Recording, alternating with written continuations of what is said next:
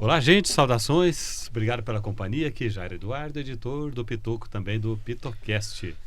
Como fazemos há 29 anos, nas sextas-feiras, nós temos aqui o nosso sexto, né? O sexto é o Pitoco. Está aqui a edição desta...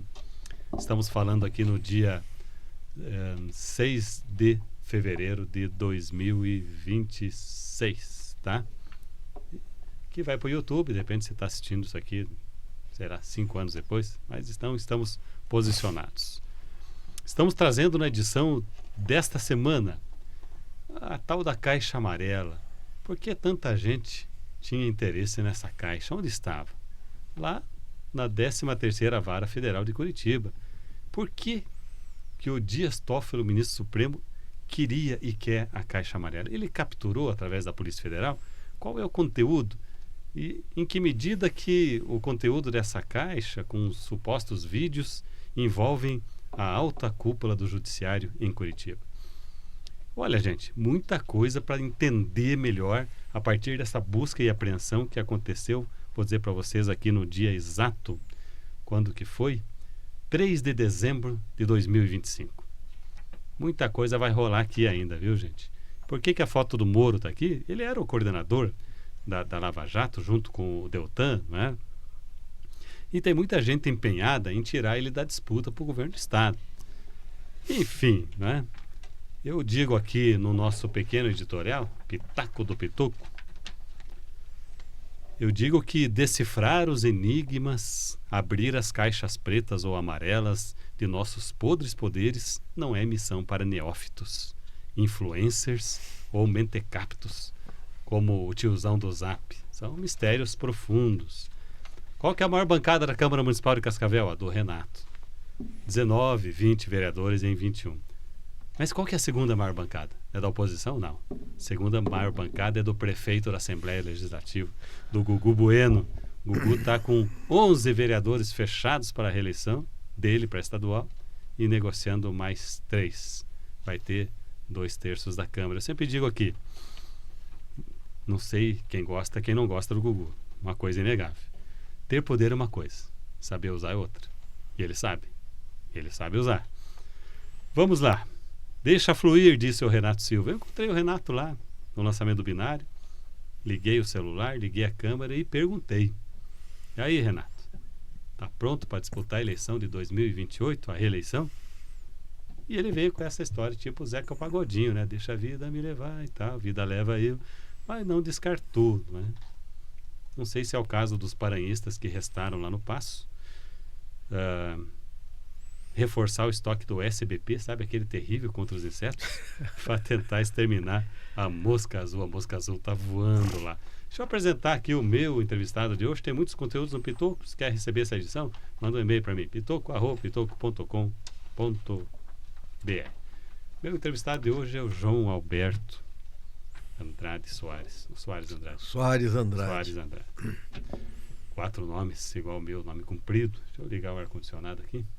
Não que essa conversa vai esquentar, porque nós somos amigos de longa data, né? Mas sempre tem algum bastidor. João Alberto, primeiro, muito obrigado por aceitar o nosso convite aqui do Pitocast. Tudo bem? Tudo bem, eu que agradeço, Jairo. Quero cumprimentar os teus ouvintes, os ouvintes do Pitoco, né? Eu sou um dos que estavam lá no início, quando o Pitoco começou ainda. A gente recebia o Pitoco por fax. É verdade. Você, e era uma folhinha só. Era uma folhinha. Era uma folhinha. Mas sempre trouxe para nós, que estamos sempre preocupados com a sociedade, com o mundo moderno, informações relevantes. Então, é um prazer imenso estar aqui e poder manter esse contato com teus ouvintes. Bom, o nosso João Alberto, ele é também... tem uma atuação, é protagonista lá no Senai, Curitiba, junto com a FIEP, o nosso Edson Vasconcelos. E eu vejo uma escola, saindo Sim. ali na região do Ceasa, o pessoal conhece como referência ali, na extensão da Avenida Rio Branco, né? Aqui em Cascavel. E queria até começar por esse assunto. Falou-se muito lá quando disputava-se a presidência da FIEP, 2 chapas, né? Uma disputa renhida e tal. falou-se muito em reposicionar o Senai, a FIEP, não é? Esse investimento gigantesco está sendo feito em Cascavel, João Alberto, vem em consonância com essa proposta? Olha, com a chegada do Edson Vasconcelos da presidência da FIEP, é uma construção de longa data. O Edson faz parte do sistema há muitos anos, né? E a gente tem um grupo de diretores, presidentes de sindicato, que tinha vontade de uma grande modificação. Um Senai muito mais voltado para atender, além da indústria, atender parte da sociedade que está se modificando. Nós hoje temos o maior problema de empregabilidade. E o Senai é formador de pessoas para o trabalho. No plano de trabalho, no plano de gestão, havia essa colocação. Com a chegada em 2023, o Edson assume, me deu a honra de ser o presidente interino, porque na realidade tem que explicar muito bem. O cargo de presidente do Conselho do Senai é um cargo nato do presidente da FIEP. Ele acumula, então. Porém, ele pode designar alguém para representá-lo. Então, passa a ser o presidente interino. É o meu caso. Então, desde 2023, eu sou o presidente interino do Conselho da FIEP. Junto com ele, nós fizemos a gestão do sistema para a nossa diretoria executiva. Porque tem que se entender como uma grande corporação, né? É uma grande companhia, né? Nós temos uma diretoria executiva que faz o dia a dia. O Conselho traça as grandes estratégias, as definições do que essa diretoria executiva vai trabalhar ao longo do período. E nós estamos fazendo um grande investimento. Vamos voltar direto para Cascavel, não só no Senai, como no SESI. Onde nós tínhamos o antigo Senai, ali no Parque São Paulo, no Maria Luísa, né, na região do quartel ali, né? Quartel ali. Nós estamos reformulando aquela unidade. Aquela unidade vai ficar do SESI. Ali está sendo construído, já começa agora, esse mês, a escola de referência, onde tinha lá o ginásio de esporte, uma escola de referência do SESI. E ali vai ficar a área do SESI para atendimento de saúde, né? E para atender o trabalhador e as empresas. E nós, em 2024, conseguimos um projeto para construção lá na região atrás do SEASA, da escola do Senai. Nós estamos fazendo uma escola lá que tem em torno de 9.800 metros quadrados, praticamente 10 mil metros quadrados. Uma quadra inteira. Uma quadra inteira, mais que uma quadra, né? Equivalente. O terreno tem 29 mil metros, né? E nós estamos fazendo essa unidade. É uma unidade que vai atender não só Cascavel, mas todo o Oeste, né? Na nova modelagem que o Senai está atuando. Permita só um depoimento, João Alberto, só para... Cabe muito com o que você está dizendo. Casa. Eu estava lidando com uma obra no ano passado. E aquele apagão total de RH, não é? Nessa área. E dali a pouco alguém indicou para mim um venezuelano que lá no país de origem dele, ele era equivalente a mestre de obras. E aqui ele precisava validar ainda a documentação para que ele obtivesse esse status e esse ganho equivalente, não é? E ali na minha obra eu percebia que ele estava sendo até usado por alguns caras que estavam pagando mal, e quando pagavam e tal, e o cara era um bom profissional. E eu não falei nada, mas dali a pouco ele apareceu, ele foi no Senai, no SESI ou no Senai, no Senai no caso, né? Que forma a mão de obra, né? Exato. E o Senai promoveu algum evento e tal, de formação, e ele foi até esse local. Lá já validaram as qualificações que ele tinha lá na Venezuela. Rapidamente, mas muito rapidamente, uma empresa da construção civil já absorveu. O cara é bom mesmo, é conhecedor. Veja só, João Alberto, eu estou dizendo para você qual é a importância de uma instituição como essa, né? Essa pessoa juntou dois interesses ali imediatos, o dele de ser reconhecido pela mão de obra que de fato ele fazia, né? capacitado e uma empresa desesperadamente precisando de profissionais com essa qualificação. Você nota o papel fundamental que uma instituição como essa tem na sociedade? Olha, então eu vou começar mostrando para você como é que isso acontece. Em 2024 nós lançamos, inclusive fomos premiados pela ONU, né, pela UNITAR, um programa chamado Indústria Acolhedora. Ele começa aqui em Toledo, nós lançamos ele em Toledo, né, e levamos para o Paraná inteiro. O Indústria Acolhedora é um programa do Senai, junto com o SESI, onde você vai buscar naqueles que vieram para o Brasil, e aí não é só os venezuelanos, é haitianos, angolanos, congoleses, que chegam aqui e tinham dificuldade no que você está falando. Então nós recebemos, por isso o nome é Indústria Acolhedora, fizemos um trabalho, primeiro de adaptação à cultura do Brasil, que é muito importante. Língua também. Passo fundamental. Ensinando eles a entendimento e, num segundo momento, a qualificação. Regularização, qualificação, colocando ele nos programas de qualificação do Senai. Nós temos hoje uma dificuldade muito grande. Eu até vou fazer uma brincadeira aqui. Quando os Estados Unidos invadem a Venezuela, o maior medo do empresariado brasileiro é que a Venezuela repatriasse os seus venezuelanos. Nós vimos, o Brasil ia parar. Hoje o Brasil, principalmente no comércio, padarias, supermercados, quem toca o dia a dia da mão de obra... Principalmente os domingos, feriados, fim de semana. Esse pessoal. É verdade. E muito qualificado, é o que você falou. Você tem engenheiros trabalhando... De pedreiro. Pedreiro. Então nós vamos trabalhando eles para que eles sejam requalificados. Mas um detalhe que nós falávamos antes da nossa escola aqui de Cascavel. A escolha do local, ela tem um princípio. Sempre havia uma cultura de você trazer a escola do Senai para o centro da cidade. O centro da cidade não estão as pessoas que precisam.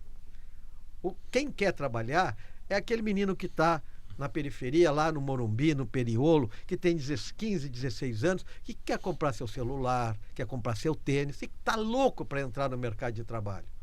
E precisa de qualificação. Então nós levamos a escola, não diria que para a periferia, mas para a proximidade, aonde tem a mão de obra necessária, para o filho do trabalhador. Não, as escolas do Senai não são voltadas para a elite. Nós temos que pensar que nós formamos mão de obra técnica para um trabalho digno, né? Porque não pode mais se confundir o chão de fábrica. Hoje o chão de fábrica, você forma programadores, você forma pessoal, por exemplo, na área de desenvolvimento de tecnologia de baterias de íon de lítio, onde nós temos um grande projeto em Curitiba, o nosso centro de inovação de Curitiba, nosso ISE lá, tem um dos melhores projetos de inovação. Nós estamos desenvolvendo para a indústria tecnologia. Então nós transferimos também esse conhecimento nas nossas unidades. E o Senai e o SESI, me permita, Gilberto, tem um papel fundamental em Cascavel. Cascavel se tornou um centro metal mecânico importante. Não sei se você já foi ali por esses dias da saída para Curitiba, ali na confluência da 163 com a 277. Olha o tamanho da indústria que a Consilos, acho que é a Consilos, né? Está construindo. Olha o gigantismo daquilo e quanto mão de obra aquilo vai absorver, João Alberto. Você percebe a tua responsabilidade como presidente do Senai? Deixa eu explicar uma coisa para você. É interessante isso. Em 2024, nós começamos os fóruns regionais da indústria. Houve escutativa em todo o Paraná. E quando a gente começou isso, a gente precisava levantar números para trazer as regiões. Olha, eu acho que isso aí já foi apresentado. Nós descobrimos, porque a gente não tinha essa noção aqui no Oeste, de que nós éramos a segunda força industrial do Estado. O Oeste do Paraná, e muito graças às cooperativas. E diferente das outras regiões, não há concentração. Você tem lá em Assis, você tem Palotina, Medianeira, Cafelândia. Então isso fez com que a região como um todo, Cascavel é o centro de uma região que enriqueceu. É o centro disso, mas a região toda Foz do Iguaçu com Itaipu. Então nós temos hoje um parque industrial bastante robusto, que nós não percebemos. A gente fala muito, o Oeste é agrícola. Não, o Oeste é agrícola e a indústria agrícola. As cooperativas não são mais Elas são agroindústrias. agroindústrias. O KNAI delas é indústria. É. Então elas são transformadoras. E aí começa a Consilos e outras empresas se instalarem. O que acontece? Essas empresas passam a ter remuneração adequada. Muita gente sai de São Paulo, Minas Gerais, eu vou lá para o Oeste, eu tenho mais qualidade de vida, eu tenho segurança pública de mais qualidade, e começa a vir para cá. Uns ficam na agroindústria e outros abrem negócios. Nós estamos no meio disso, formando pessoas e voltados para as necessidades locais. Por exemplo, o nosso Senai do Oeste do Paraná, ele está voltado para o agronegócio. Não adianta nós formarmos pessoas para trabalhar em Curitiba. Nós temos que formar pessoas aqui para o Oeste. E outra coisa, nós hoje vamos colocar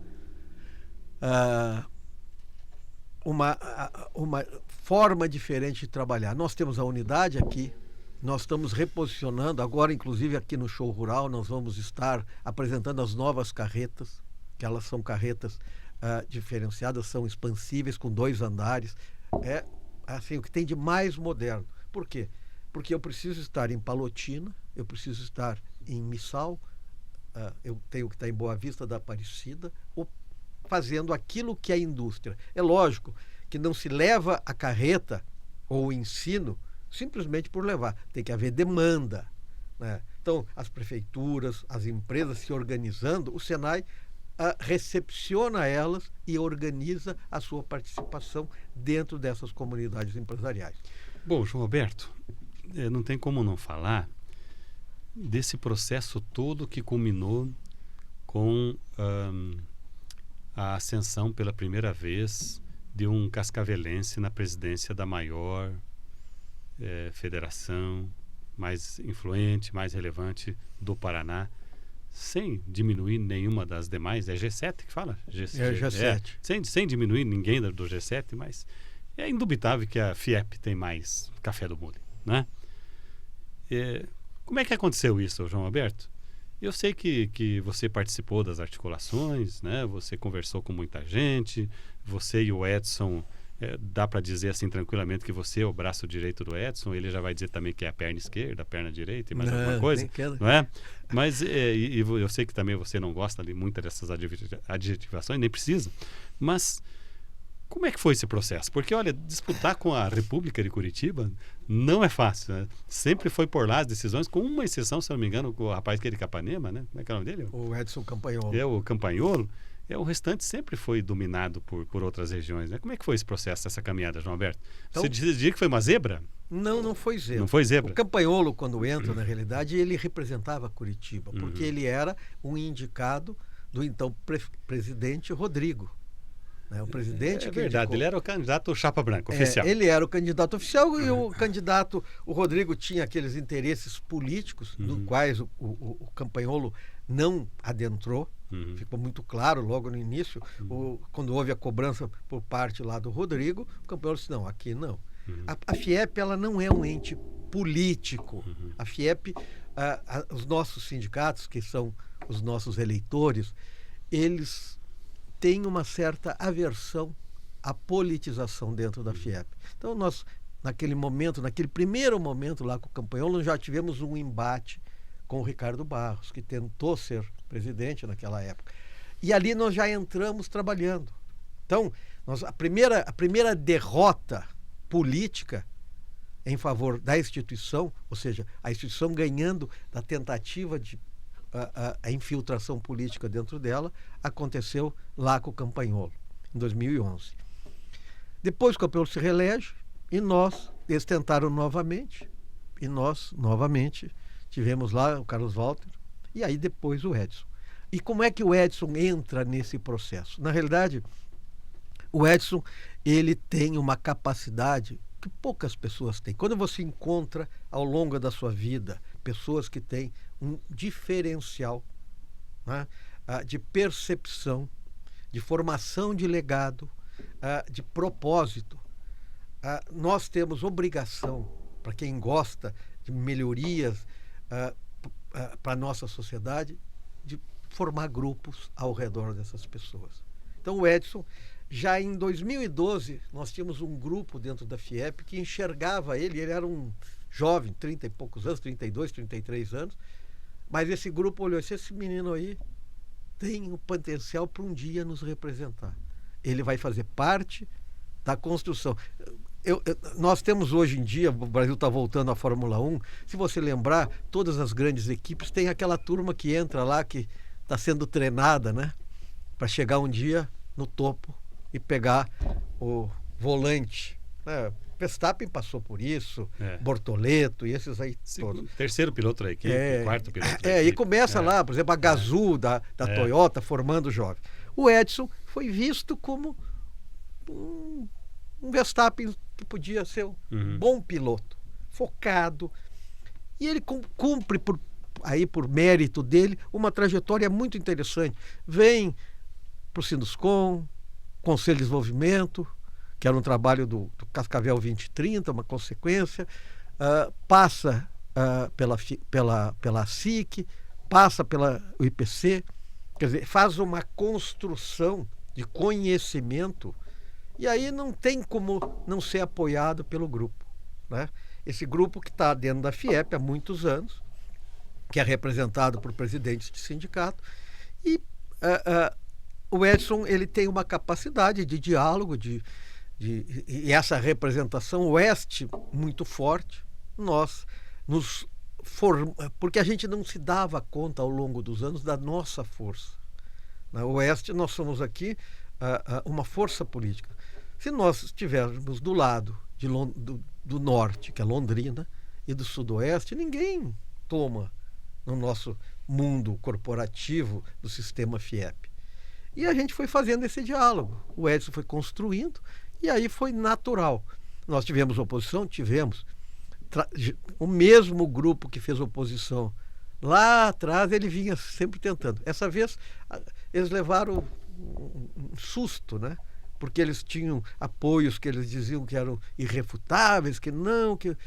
E a gente, sem fazer muito alarde, a gente correu o Estado, conversou com os presidentes de sindicatos, que são nossos eleitores, apresentou, ouviu, construiu um plano a muitas mãos, né? E a gente está cumprindo isso, né? Nós temos uma relação hoje com a indústria, mas com a sociedade como um todo, de escutativa. O princípio da FIEP hoje é escutar para realizar aquilo que são as necessidades, né? Os instrumentos que nós temos 2 grandes instrumentos, 3, que é Senai, SESI e IEL. Nós temos a FIEP no institucional, né, fazendo a sua parte institucional, onde nós temos lá, vocês acompanham o nosso observatório do pedágio. Às vezes a gente faz críticas, mas não são críticas contra. Nós temos a questão do porto, nós temos a questão das rodovias, da energia, que é hoje um problema, o Oeste muito, muito prejudicado na questão energética, né? Principalmente não na geração, mas na transmissão.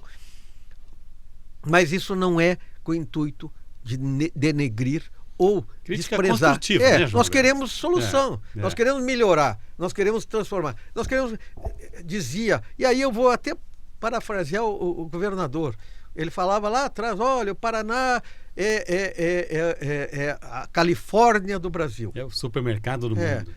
É a Califórnia do Brasil. Então nós não queremos transformar na Califórnia que está hoje lá, que estão fugindo, né? Tem gente fugindo, indo para o Texas, indo para outros estados, porque não, nós queremos as grandes empresas vindo para o Paraná. Qual é o propósito da FIEP? O propósito da FIEP é transformar o Paraná no melhor lugar para você instalar a sua indústria. Bom, se fosse assim, para você apontar, qual vai ser uma marca da gestão do Vasconcelos, da qual você faz parte, o Jefferson Lobo aqui de Cascavel, uma galera toda aí, Luciano, gente boa toda ali, Luciano Barros, né? Se fosse para apontar uma marca que vai ficar indelével, qual seria? Olha, é difícil uma só marca. Vamos começar assim. Primeiro de tudo é o compartilhamento das decisões. Né? O Edson, ele montou uma diretoria, né? E ele ouve e compartilha com essa diretoria todas as decisões. Nada é personalíssimo, nada é ele que escolheu. Né? Nós temos um plano de trabalho, nós temos as nossas ações para serem feitas. Por exemplo, no Senai, vou dar só um exemplo para você. O Senai, anteriormente, nós tínhamos lá uma disputa para ser os conselheiros, havia eleição. Nós acabamos com essa modelagem. Hoje nós temos um conselho de administração efetivo, como numa grande empresa, onde é feito reuniões, onde é discutido previamente um conselho ativo, né? Trabalhando em prol. Então tomamos a decisão no final do ano. Eu vou dar um número aqui. Esse número é muito importante. Nós fizemos um estudo no final do ano passado da gestão do sistema. Os valores corrigidos entre a gestão do Campagnolo, 2 gestões, 8 anos, e a gestão do Carlos Walter, né? Corrigimos os valores, deu em torno de 990 milhões de investimento. Nós vamos fazer 1,5 bi de investimentos em 4 anos. Mas como é que... Não, nós fizemos economia, nós montamos uma estrutura nova, fizemos a lição de casa na atividade meio, enxugamos a atividade meio, melhoramos a ponta que é o professor, a formação. Né? Quando você enxuga, sobra dinheiro. Sobra dinheiro para quê? Para reformular o nosso parque tecnológico. Por exemplo, nós estamos fazendo essa obra daqui, só a obra civil é 60 e poucos milhões de reais. Mas nós vamos colocar mais 50 milhões de equipamentos ali. O SESI foram 60 milhões também. Tem mais equipamentos. Então, nós vamos investir em Cascavel agora. Nós estamos reformulando todo o nosso parque tecnológico no estado inteiro. Né? Quando a gente fala em parque tecnológico, é os nossos laboratórios. Então, a gente tem que comprar CNC nova para a indústria, né, metal mecânica. Nós temos que comprar equipamentos de última geração. No setor da reparação de veículos, nós temos que preparar pessoas para o carro elétrico. Nós temos que preparar pessoas para atendimento da rede fotovoltaica que começa a ter. Então tem todo um processo de atualização, sem esquecer que ainda também tem que formar aquele torneiro mecânico da moda antiga, porque lá no interiorzão tem uma indústria que não tem capital econômico. Então, para isso nós criamos programas, né? A jornada da produtividade, onde você tem as escalas, que leva 4, 5 anos, formando pessoas, formando empresas. Não é só, nós também estamos preocupados em formar o empresário. Então, quando você me faz essa pergunta, eu diria assim, que nós temos que focar no propósito. Aonde nós vamos deixar? Nós vamos deixar a ideia de uma gestão com propósito de transformação. Nós queremos transformar. Se essa diretoria lá, capitaneada pelo Edson, sob a liderança dele, entrou para transformar. Mas transformar de que forma? Transformar dentro daquilo que é a expectativa da sociedade. Não é uma transformação personalíssima. O Edson, ele gosta muito de ouvir. Você já o conhece bem, sabe? A forma que ele gosta, por exemplo, quando ele foi do Sinduscom, ele criou as câmaras. E ele delega a delegação. Então, você pode ter outras formas de dizer, não, mas olha, a questão política, a questão do combate a isso, o combate àquilo. Não. Delegação. Quando você delega, você forma pessoas. E formando pessoas, você tem continuidade. Então, o que nós queremos é que no final da gestão do Edson haja continuidade dos programas que nós estamos implementando. E que se construa novos valores dentro daqueles jovens que estão entrando, como ele veio. Quer dizer, ele entrou no sistema em 2011 e chegou à presidência em 2023. Ele é uma construção desse programa, desse legado. Pois é, estou entrevistando o João Alberto, presidente do Conselho do Senai, do time da FIEP, do Vasconcelos. Aliás, o Vasconcelos tem que saber delegar mesmo, porque vocês já viram a dimensão que está ganhando aquele Square, né? Ali do lado do Shopping JL, e às vezes eu me pergunto como é que o Edson consegue, né, gente? Como é que o Edson consegue gerir todas essas coisas ao mesmo tempo, né? Delegando, tem que delegar, né? Delegar, monitorar, acompanhar a execução e tal. Isso, como bem lembrou o João Alberto, forma novos empreendedores, novas lideranças, dá essa oportunidade para as pessoas mostrarem os seus talentos. Mas, João Alberto, você também, agora eu vou tirar a FIEP, o Senai da pauta. O João Alberto também é uma pessoa muito participativa, é um cidadão aqui de Cascavel, muito participativo nas lides da política, né? Estou separando as duas coisas porque o papel que ele exerce lá no Senai é outro, né? Eu vou deixar o Fidel e o Mário Pereira lá, sabe? Porque muitas pessoas que estão nos acompanhando aqui hoje não conhecem lá os anos 70 da política de Cascavel, anos 80. Quero pegar um período mais contemporâneo. É o que se fala, né, João Alberto? Não é você, não é ninguém. Que você teve um papel fundamental numa conversão, digamos assim, num upgrade, assim que fala, o upgrade do político Leonardo Paranhos da Silva. Será que é verdade? Eu acho que é, né? Acompanhe. O Paranhos era assim, um cara que ganhou algumas eleições, perdeu muitas outras. Quando ele ia disputar o executivo, não andava, né? Porque ali saía daquele nichado. E o Frangão eu já escrevi várias vezes que o Paranhos vem da escola franguista, vem da escola requianista, usava uma camisa jeans igual do Requião, né? Tinha uns rompantes. E aqui à minha frente está uma pessoa que ajudou a lapidar essa imagem. Nem que ele não queira admitir, mas eu sei, olha. Há 29 anos que nós estamos escrevendo isso aqui, gente. No bastidor a gente sabe tudo. João Alberto, você notou essa necessidade que algumas pessoas têm de fechar um ciclo, começar um outro? Eu vejo o Lula, né? O Lula era um cara que berrava, gritava, xingava, usava uma barbona imensa, se vestia mal e tal, né?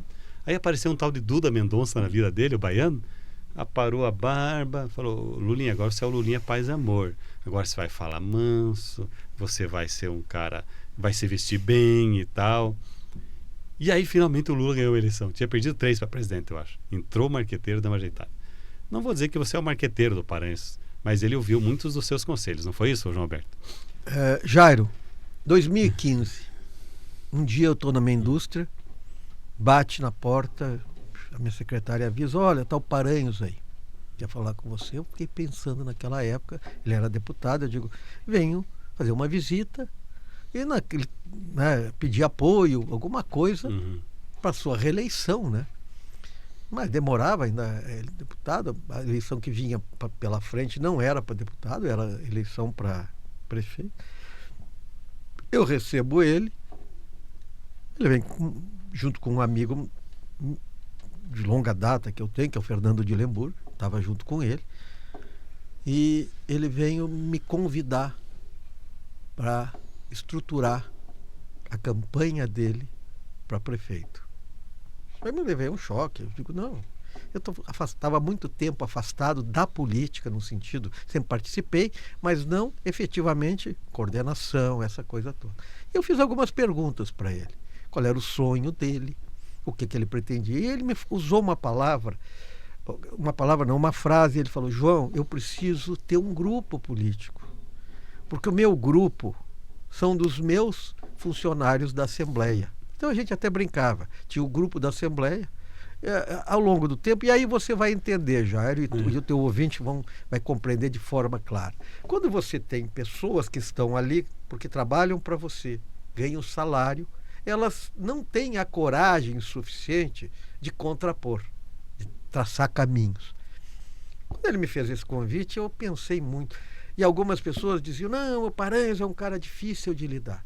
Mas aí vinha a questão: eu gosto de desafio, eu gosto de política. E eu gosto muito, muito mais do que de política de Cascavel. Eu escolhi essa cidade para morar, eu participei de diversos processos aqui, e eu vi um desafio. Naquele momento, eu digo, olha, a gente pode trabalhar. Eu sempre tive uma participação muito forte na sociedade civil, tinha feito a construção, fui o sponsor, quer dizer, o patrocinador do projeto Cascavel 2030, que culminou com a criação do CODES, que é Conselho de Desenvolvimento. Então, é um trabalho que eu fiz. Eu tinha uma bagagem de conhecimento recente daquilo que a cidade precisava. E eu topei o desafio. Ele me convidou para ser coordenador da campanha estrutural, eu e o Fernando estava junto. O Fernando terminou sendo coordenador político no sentido perante o tribunal, né? Mas eu, Tribunal Eleitoral, e eu fui o coordenador geral da campanha. E ali a gente fez um trabalho. 2017? 2015. 2016 nós montamos um escritório. Eu fiz totalmente diferente do que era tradicional. Consegui com o Plínio Destro, locamos lá atrás onde era o antigo negócio que ele tinha e fizemos uma base. Ali nós começamos uma coisa totalmente diferente na política. Paranhos, deputado ainda, saía daqui normalmente domingo à noite e voltava na quinta de manhã. Mas nós montamos um grupo de trabalho e começamos a fazer escutativa, chamar pessoas. Chamamos mais de 1.500 pessoas e fomos compilando as informações. E não chamávamos só quem era favorável ao Paranhos. Chamávamos pessoas que a gente sabia que eram contrárias. Chamávamos todo mundo. Conseguimos fechar uma coligação de 13 partidos naquele momento, ao longo do ano de 2016, mas ouvindo. E montamos um plano de governo robusto.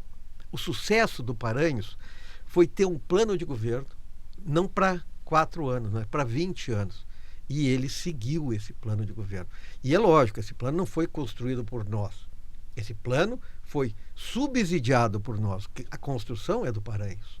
O Paranhos mas ele foi fazendo o aprendizado e a transição. Então, o Paranhos sabe disso, eu falo aqui sem constrangê-lo. Ele vinha de um espectro populista, muito voltado, não que isso é errado, mas para atendimento da periferia, dos bairros, dos menos favorecidos.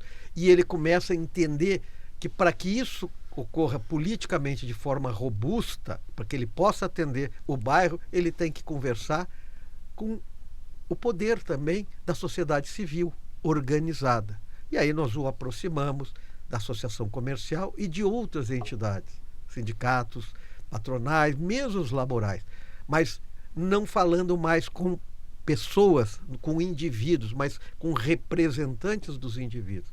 Quando ele descobre que isso dava muito mais resultado para chancelar as ações de governo, porque às vezes você precisa tomar uma medida que não é muito popular, mas se você tem respaldo da sociedade civil, você pode tomar essa medida.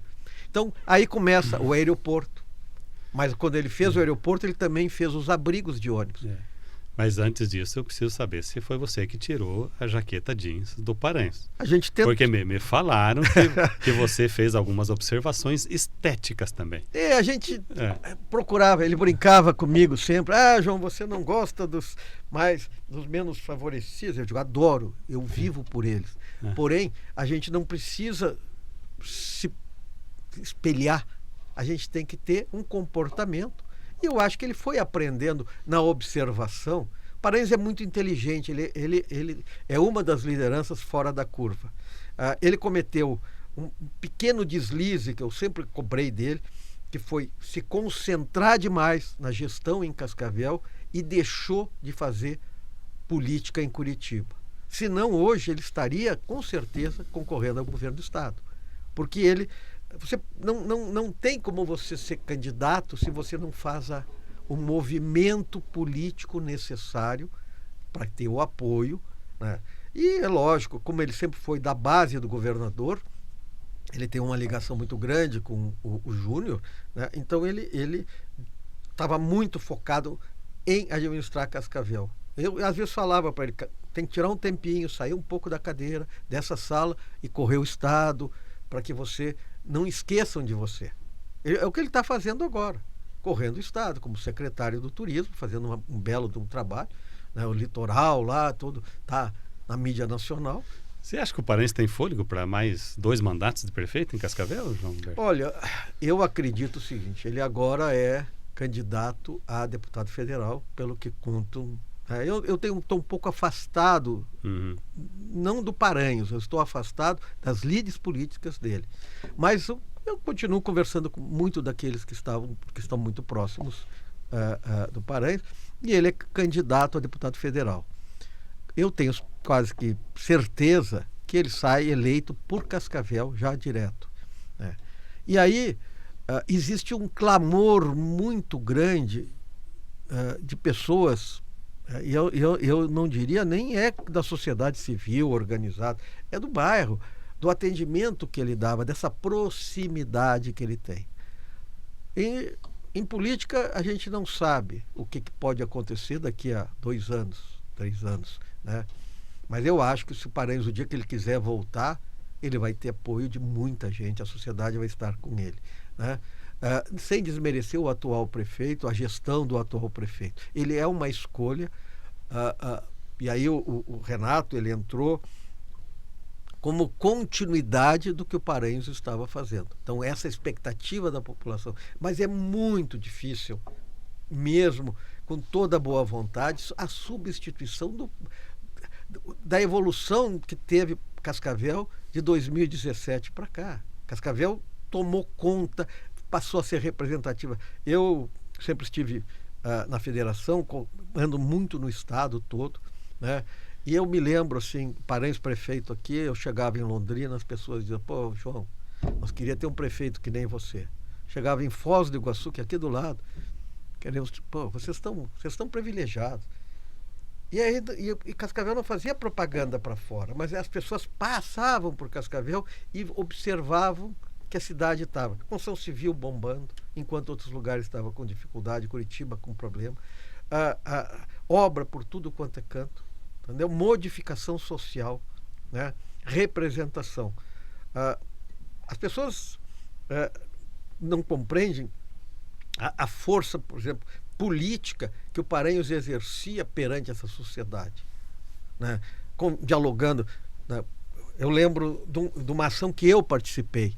Quando a LAR adquiriu aquela unidade ali na Melissa, havia um constrangimento, pô, mas aqui é a região da Copavel. A gente sentou com o Dilvo, sentou com todo mundo, olha, vocês têm condição? Você quer comprar lá? Nós ajudamos. Não quero. Então nós precisamos ter emprego lá. Aquela unidade lá, ela tem capacidade de chegar a 2.500, 3.000 novos empregos. A cidade precisa crescer. Então é dialogar com quem precisa, sem criar atrito. E não tem mais atrito. Está lá a unidade, está operando, o município participou, né, incentivou, não brigou com a Copavel e um ajuda o outro. Pois é, o João está falando então já do tempo em que ele assumiu a Secretaria de Desenvolvimento Econômico aqui do município de Cascavel, né? Imagina. Bom, gente, estamos indo para a parte final da nossa conversa com o João Alberto, que é o nosso presidente do Conselho do Senai, do time lá da FIEP do Vasconcelos. E é para ele que eu quero remeter essa última questão. Sabemos que uma pessoa que ocupa a posição da presidência da FIEP, com toda a visibilidade que tem, notadamente com o preparo que o Edson acumula e que você já descreveu aqui, acaba sendo assediado por grupos políticos, né? Fala-se até em Curitiba que ele recebeu um convite para ser candidato a vice do Moro, alguma coisa nesse sentido, né? Como é que o Edson e você, que é um conselheiro, tem se portado diante desse assédio do mundo político com relação à visibilidade que a FIEP tem? Pelo que eu conheço do Edson, o foco dele é a FIEP. Esse é o foco que ele tem, né? Cumprir o propósito da FIEP. É lógico que se eu sou um político, eu quero ter próximo alguém que tenha a capacidade que o Edson tem. Isso é inegável. Mas o assédio, eu não diria que não é assédio. É natural, é muito natural que ele, com a visibilidade e a força política que a FIEP tem, ele se torne uma pessoa que todos querem próximo, né? Todos, eu diria, nem todos, né? Porque não funciona assim. Então, assim, o Edson, o foco dele, ele se elegeu com o foco de ser presidente da FIEP. Ele está muito concentrado, né? A gente não tem discutido esse assunto. Por quê? Porque é um assunto que tem que ser discutido com o grupo todo, né? Então, pode ser que sim, pode ser que não. Eu diria assim, agora eu vou fazer uma correlação. Nós lá não gostamos do envolvimento do sistema, né, com a política. Porém, quando a gente olha, nós temos hoje o nosso vice-governador é o presidente da FEComércio. Nós temos lá o presidente da FETranspar, desculpa, que é o Malucelli, que tentou todos os anos ser deputado federal. Então, existe essa representação e alguns têm vontade. Nós, na FIEP, trabalhamos de forma diferente, né? Agora, a instituição, ela é apolítica. A instituição não tem nada a ver com partido político ou com candidato. Nós temos projetos de governo para todos os candidatos. Quem quiser bater a porta da FIEP para receber projetos de governo de infraestrutura, nós estamos lá prontos para isso. Agora, o CPF, o indivíduo, fora da FIEP, eu tenho que ter minha cor partidária. Eu não posso ficar isento, né? Isenção, né, é o que leva a você ter, né, no Brasil, você falou, nós temos aí, as pessoas estão muito polarizadas, né, e fica no meio disso tudo os isentão. Eu não sou nem Lula, nem Bolsonaro. Então vamos pegar um caminho do meio, mas vamos tentar, perder não é ruim, mas tentar que é o correto. Então a mesma coisa eu falaria para você. Essa é uma pergunta de foro individual do Edson, se ele tem pretensão ou não política, né? Ele é um ativo, eu diria assim, um ativo político muito grande. Mas essa é uma decisão pessoal dele, no qual ele tem que conversar com os seus pares, tem que ver se isso é um processo que possa vir a ser interessante, não desprezando o convite, ao contrário, é valorizando o convite. Quando você é convidado, você valoriza a força que ele tem. Olha, pense bem, nós lutamos aqui no Oeste quantos anos para ter um representante numa chapa majoritária. Você ter um representante do Oeste sendo convidado para uma chapa majoritária, já conseguiu um degrau. Mesmo que ele diga assim, não quero, não é o meu objetivo, não tenho nada, eu quero continuar, ou eu quero ir, ele tem que tomar essa decisão de foro individual dele. Mas isso já traz para nós, do Oeste do Paraná, representação. Significa que a gente construiu uma história que possa, né, ter desenvolvimento para a nossa região. Nós queremos é transformar o Paraná. Esse é o grande objetivo nosso dentro do sistema FIEP, é o sistema que a gente vem operando, trabalhando para fazer uma grande transformação no Paraná, na questão de energia, infraestrutura, empregabilidade, na questão hoje muito séria de segurança pública. Você sabe que nós estamos vivendo uma transição e no combate à corrupção. Eu diria para você que quando você combate a corrupção, sobra dinheiro para você fazer todas as ações necessárias, né? Justiça social é uma coisa que a direita e o empresariado não falam. Mas esse é o caminho. Por que a esquerda ela só tem um foco? Ela fala em justiça social. A direita, o centro-direita, não fala em justiça, ela fala em propriedade, patrimônio, família. Isso não...